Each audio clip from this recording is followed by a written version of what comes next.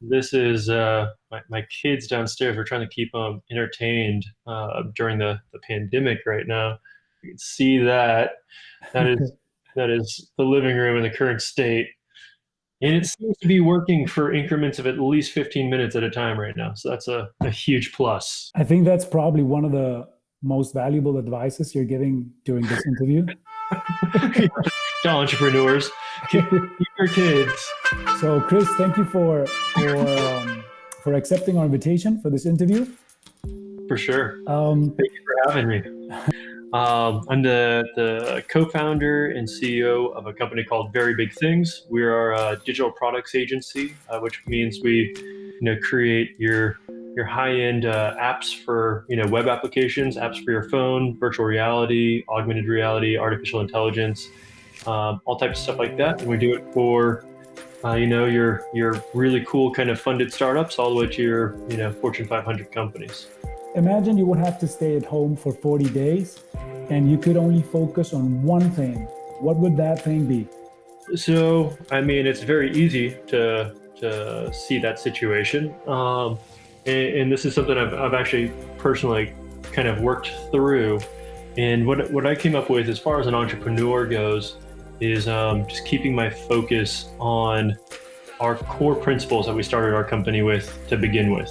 So, I think it's very easy to get distracted, and I think it can be incredibly easy to get distracted by all the news coverage right now. And I should even say, more so, it's easy to get distracted by things that are completely outside of your control.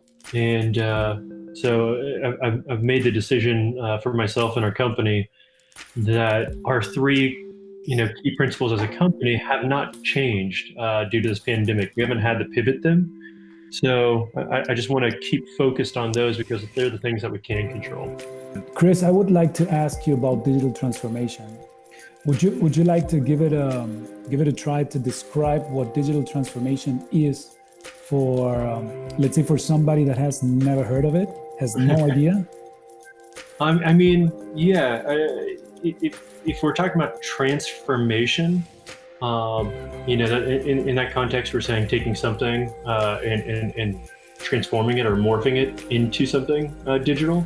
So I'll kind of keep to that context. But you could think of any kind of legacy business or legacy industry, and then take an approach of adding technology to that. But I always take it further than that as well, because I think the design first principles that you're seeing with most of your large winners in the tech space is a big piece of it. So I'd say it's a mix of using technology to improve your products, and that can be behind the scenes, or it can definitely be on the forefront, what your end users are seeing, so the way you're actually interacting with people. But just thinking of different ways that technology can play a part in making your product offering better. But then also I keep a huge piece for design first thinking. And then the last piece I'd say too is innovation. I think goes very hand in hand with it as well. I mean, you can add technology to a lot of things, not really think out the user experience of it too well, and at the same time, not really do anything new that nobody's seen before. And like, yes, now you are using technology, so I guess you could say that you made a digital transformation, but it's not one that's going to work or one that people are going to care about, and I think successful digital transformation is what everybody's aiming for, But When you say there's been a few good cases of digital transformation, are you thinking more of airlines, or what examples do you have in mind?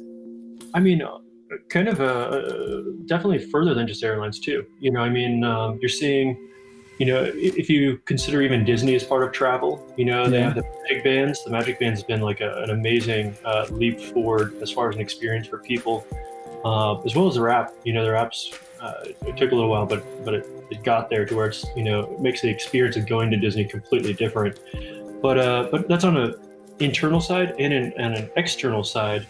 Um, as far as the magic bands go, because it's also allowing them to collect data on how people are moving throughout the parks and so forth, which is incredibly valuable. So you're seeing innovation in places like that, and that's where you have to take that term digital innovation and think of, or digital transformation, and think of how are all the ways that we can use technology, leverage technology and innovation to produce something that really helps us as a company, and it has to start becoming part of the core of the company. It can't be like a layer you add on top, to where, Disney started thinking about, okay, if somebody's coming to our park, what does the experience look like from the app to something that's a wearable item, to how they're interacting with the hotels, the reservations at the restaurants, food that they've chosen, allergies they have, all these different things, but then also seeing, hey, now the data that we're going to collect of people moving and where they're going and how they move, it's going to change how we do everything moving forward. That's like really embracing it, and making it like a core skill rather than just like hey, we created an app. We did what we were supposed to, Yeah. I mean, it's cool what you're saying, that it transforms. I mean, it was already an amazing experience. So it was not like it was a problem, but it could be better. And that's, I think, what they have achieved. And it can always be better in some ways that we don't think maybe in the first moment. And I mean, and you'll see it too. I mean, going kind of across the board, Airbnb is an obvious example of where digital transformation happened in the travel space. That's something that was completely unheard of before. I travel often with my whole family, and when you've got a 2-year-old and a 7-year-old, having different rooms for them is very important, and that's very hard to come by in a hotel, but an Airbnb, that's like amazing. And then the experience that I have going through the whole process seems to be pretty seamless, But even now you start seeing it more, and it gets more and more interesting how different companies are piggybacking on other innovation. The last trip I took to New York, I went to a coffee shop to pick up my keys to the apartment I was staying at. And the keys were in a little, vending machine that were strapped to the wall that is another startup. And that startup basically says, here's a place to keep keys where you can come and grab them anytime you want. You can go right in. At the same time, we're getting paid by this local coffee shop for bringing you in to their location, When it came time for me to check out, a standard problem in any Airbnb is, I'm in New York City. I've got like 5 pieces of luggage because I've got, 2 kids and a wife and myself, and it's, 20 degrees outside. So where do I keep all this luggage after I check out at noon? Well, now there's another startup that's handling, hey, take this luggage, keep it in the back behind this furniture store. And while you're in there, you can check out all the cool furniture they have. So, and there's all these different pieces that you're seeing be put in place. But I think on the digital transformation side of things,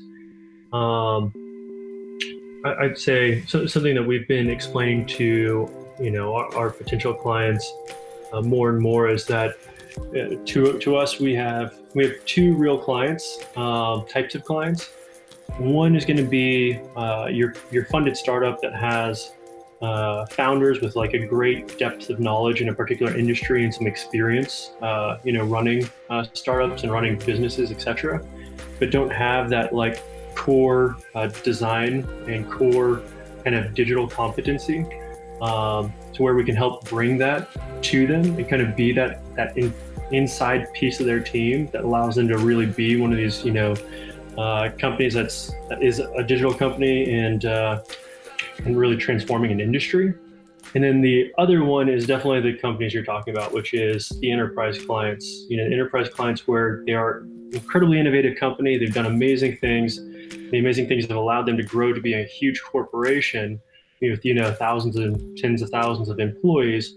But now they're finding themselves in a situation where they've got 10,000 employees and they need to pivot to a new industry that they've never touched on before, and using technology that they've never had as a core discipline. They've been innovative in their own right and their own thing, but now they need to kind of bring in an outside kind of mind, you could say, to help them figure out what it looks like to be truly a digital transformed company, to be competitive, to be not disrupted by the first client that I mentioned, but instead to come through as the disruptor of their own industry.